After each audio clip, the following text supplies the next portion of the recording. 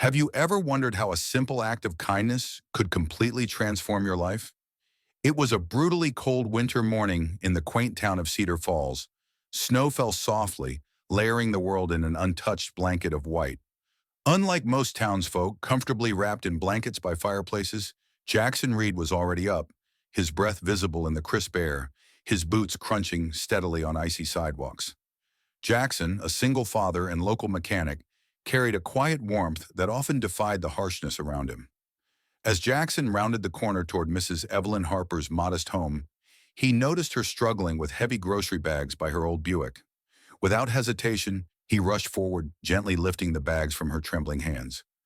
"Oh, Jackson, you shouldn't always trouble yourself," Mrs. Harper sighed, her voice filled with a mix of gratitude and stubborn independence. "It's no trouble, Mrs. Harper. Besides, the cold today would make anyone tremble," Jackson responded, smiling warmly as he balanced the bags and guided her slowly toward her porch.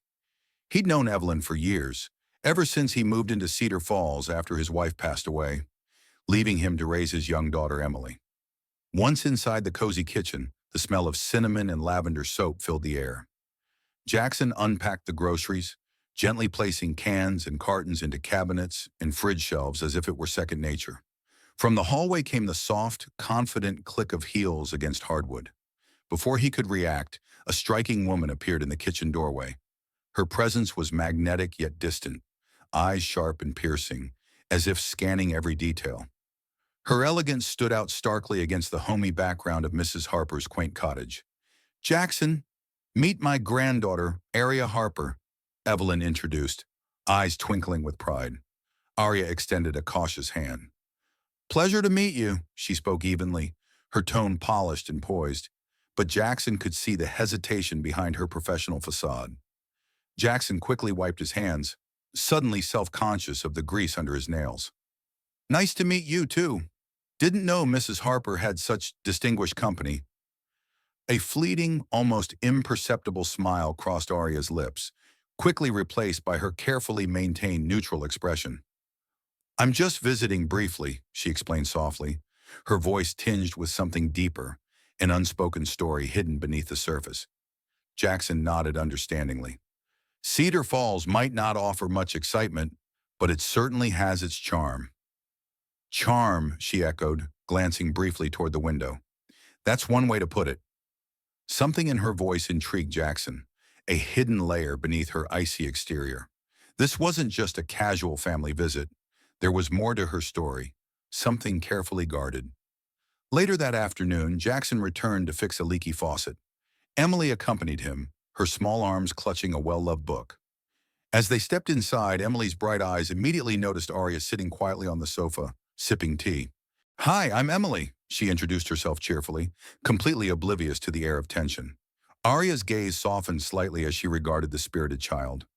"Hello, Emily," she replied gently. Emily tilted her head, observing Aria thoughtfully. "Have I seen you somewhere?" Aria stiffened briefly, a shadow flickering across her features before she quickly masked it with a casual smile. "I don't think we've met before." Emily persisted curiously. "Maybe in a magazine?"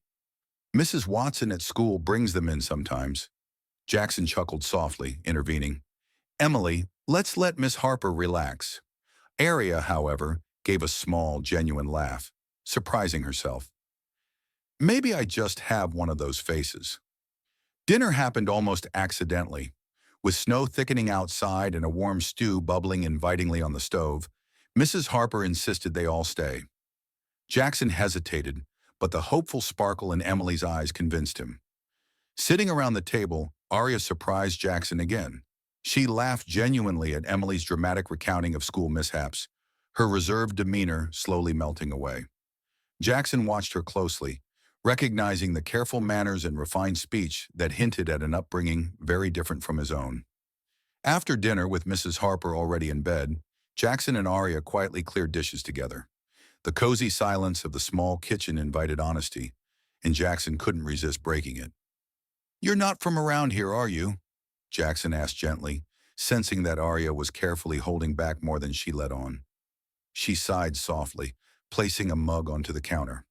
"No, I'm from a different world entirely." The cuff of her sleeve pulled back slightly, revealing an elegant watch, clearly expensive, yet understated. Jackson noticed but said nothing. Sometimes, she continued quietly, her eyes fixed on a distant point, we spend so long pretending to be someone we're not, we forget who we really are. Jackson nodded, understanding without knowing the details. Cedar Falls has a way of reminding you, he offered simply. A long silence hung comfortably between them, filled with the soft crackling of the fire and the quiet ticking of the watch on Aria's wrist. Something in that moment sparked an unspoken connection. Finally, Jackson spoke, breaking the silence with cautious hopefulness. Well, whoever you are, you're welcome here as long as you need. Aria met his eyes then, her guarded expression softening just a bit. Thank you, she whispered. It wasn't an admission of her secrets, but it was enough for now, a quiet acknowledgement that in this unexpected place, she might finally stop running. Little did they know, Aria's arrival in Cedar Falls was about to unravel secrets she'd tried desperately to hide, thrusting their quiet lives into the storm of an unfolding scandal neither could have ever imagined. Have you ever felt like no matter how far you run, your past always finds you? Days passed quickly in Cedar Falls, each filled with small tasks and friendly conversations. Jackson found himself often looking toward Mrs. Harper's home, feeling drawn not just by his usual neighborly duties, but also by the mystery surrounding her granddaughter, Aria. One afternoon, Jackson was working in his garage, hands covered in grease as he fixed the engine of a vintage Mustang. The sound of footsteps caught his attention, and he looked up, startled to see Aria standing at the entrance. Hey, she began softly, holding a small paper bag. Grandma made some cookies for Emily. Jackson smiled, motioning her closer. That's kind. Emily will love them. Aria set the bag down carefully, looking around the shop. You handle everything yourself? He wiped his hands on a rag. Mostly, it keeps things simple. She nodded slowly, her eyes lingering on a photograph pinned to the wall. A younger Jackson holding a toddler Emily. Her gaze softened. It seems like a peaceful life. It's honest, Jackson replied simply. He noticed the shadow cross her eyes again. Sometimes honesty is the hardest thing to maintain, Aria murmured almost to herself. Jackson watched her carefully. Is there something you want to talk about? Aria hesitated, her eyes flickering with conflict before finally shaking her head. Maybe another time. The next morning, Cedar Falls buzzed with whispered rumors. Jackson heard them at the diner first, snippets of conversation drifting his way. The stranger at Mrs. Harper's house, her polished manners, expensive clothes. Everyone was curious. Later that evening, Jackson found himself unexpectedly invited to dinner again, this time at Mrs. Harper's insistence. Emily excitedly chattered about her school day, unaware of the subtle tension in the room. Aria sat quietly, smiling politely but clearly distracted. You know, Mrs. Harper began, cutting through the silence, Aria is quite the celebrity in her world. Jackson's curiosity piqued, but Aria visibly stiffened. Grandma, she warned gently. Oh, nonsense, Evelyn continued lightly. She's the youngest billionaire in the country. Built a tech empire from scratch. Jackson nearly dropped his fork. Aria's eyes dropped to her plate, cheeks flushed. Emily stared wide-eyed, impressed but oblivious to the complexity of the situation. Billionaire? Jackson repeated slowly, processing the revelation. Why come here? Aria sighed deeply, finally meeting his eyes. Because I needed somewhere to hide. From what? Jackson asked quietly. From everything, she admitted, her voice barely above a whisper. From the constant scrutiny, the press, the betrayals. Here, I thought I could just be myself again. The room fell silent, the weight of her admission hanging heavily. Evelyn reached across, patting her granddaughter's hand. You deserve a chance to breathe. Jackson nodded slowly, understanding dawning in his eyes. Then let's help you do that. But peace proved fleeting. Within days, the first unfamiliar cars appeared in town, reporters armed with cameras and intrusive questions. The cozy charm of Cedar Falls shattered as flashes lit the sidewalks and strangers lingered near Jackson's garage and Evelyn's home. One afternoon, Aria confronted Jackson in the garage, clearly distressed. They found me, she said, eyes rimmed with exhaustion. They always find me. Jackson stepped closer, instinctively wanting to protect her. You don't have to face this alone. Aria looked up, her defenses crumbling. Jackson, I've brought chaos into your life. You have Emily to think about. Jackson shook his head firmly. Emily cares about you, and so do I. We'll handle this together. Despite his assurances, the situation worsened. One particularly difficult day, Emily returned from school visibly shaken. Daddy, people kept asking me about Aria. They wouldn't stop. Jackson's heart tightened painfully. Something had to change. That night, Aria packed her belongings quietly, preparing to leave before dawn. Jackson, sensing something was wrong, knocked gently at her door. Running again? She looked up, eyes filled with regret. I can't keep hurting you. Stay, Jackson pleaded softly, his voice raw with emotion. Fight this with us. Aria paused, torn between fear and longing. Finally, she spoke softly, determination clear. I'll stay, but only if you're sure. I've never been sure of anything, Jackson replied, offering his hand. Aria took it hesitantly, her heart racing with hope and fear.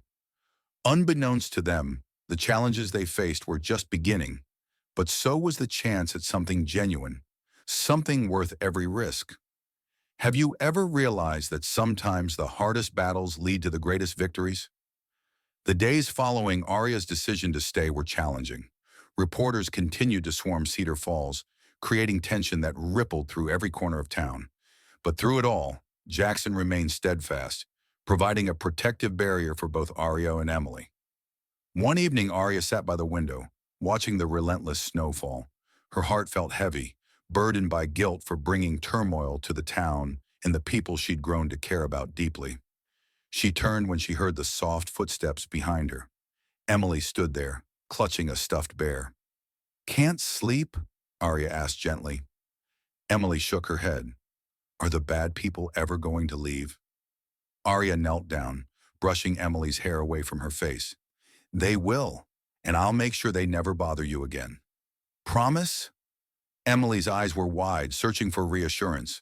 I promise, Aria said firmly, hugging the little girl tightly. It was at that moment Aria resolved to face her past head-on. The next morning, Aria made a bold move. She stepped outside, directly confronting the press gathered at the edge of Mrs. Harper's driveway. Her voice was steady and powerful. You've had your headlines, but you're hurting innocent people now.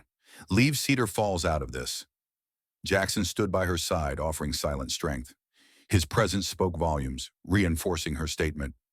Slowly, the reporters dispersed, taking their cameras and intrusive questions with them. That evening, as tranquility began to return, Aria and Jackson found themselves alone on the porch, sipping coffee under a clear, star-studded sky. I never imagined my life turning out this way, Aria admitted softly, staring into her cup. I built an empire, but I never felt as fulfilled as I do now. Jackson reached over, gently taking her hand. Maybe because here you don't have to pretend. You're free to just be yourself. Aria smiled, her eyes shining with a depth of emotion she'd rarely allowed herself to feel. I never thought I'd find a place that truly felt like home, Jackson. Home isn't a place, Jackson responded warmly. It's the people who make you feel safe, wanted, and loved. Days turned into weeks, and slowly, normalcy returned to Cedar Falls. The town embraced Aria not as a billionaire heiress, but simply as one of their own.